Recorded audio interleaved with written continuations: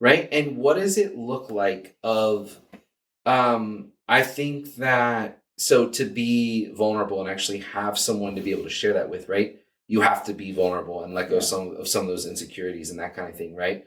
But in a response back to that, right? Mm-hmm. Because I think that sometimes there are people who reach out and are seeking you out for like, help me, please. Mm. And how you respond has a really, really big impact, right? Because there's a big difference in being like, this is happening, this is miserable, this sucks, and somebody responding back and being like, this sucks, dude, I'm sorry. Right. Versus something else, right? Yeah. What does that look like even for you personally? Yeah. I mean, I think in its best form, when I'm in that moment of somebody coming to me or an acquaintance or a friend is going through something. No. Let's not talk about that. Let's do it the other way around. What are you looking for when you're going through a tough time? And going that'd be the same answer applies. Okay. It is, I am, as cheesy as it's going to sound, I'm looking for someone that will respond in the way that I would see Jesus respond in the text.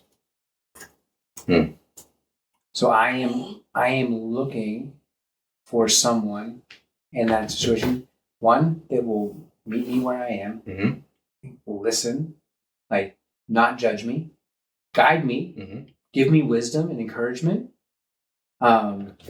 And ultimately, what Jesus does more than anything is says that the thing that you are going through, the thing that you've done, X, Y, Z, is not the thing that defines you. He reminds people who they actually are.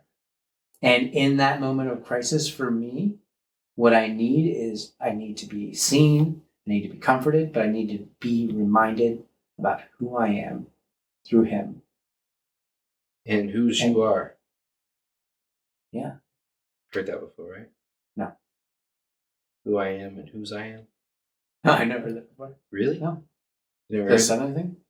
I don't think it's a Southern. It might be. Joe, Matt, have you ever heard that before? No, he's from Ohio, so. Right. Wow.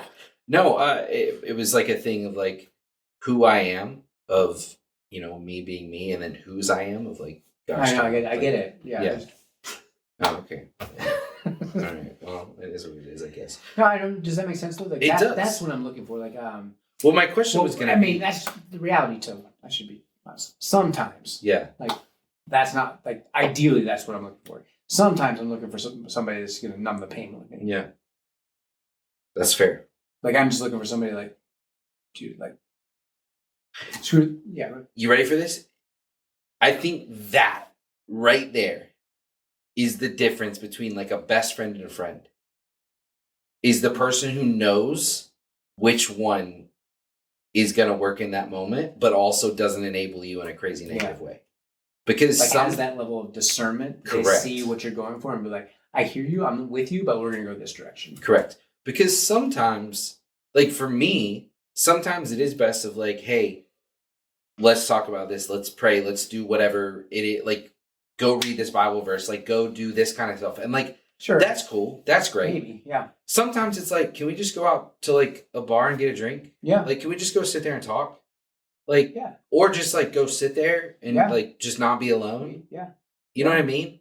And I think that there are levels obviously, and you have to build there, right? Mm-hmm. But when you get to a place of where you call somebody and based on what's going on, they can help discern where's going to be the best place that's going to have the biggest impact. That's when it's like, that's what I want.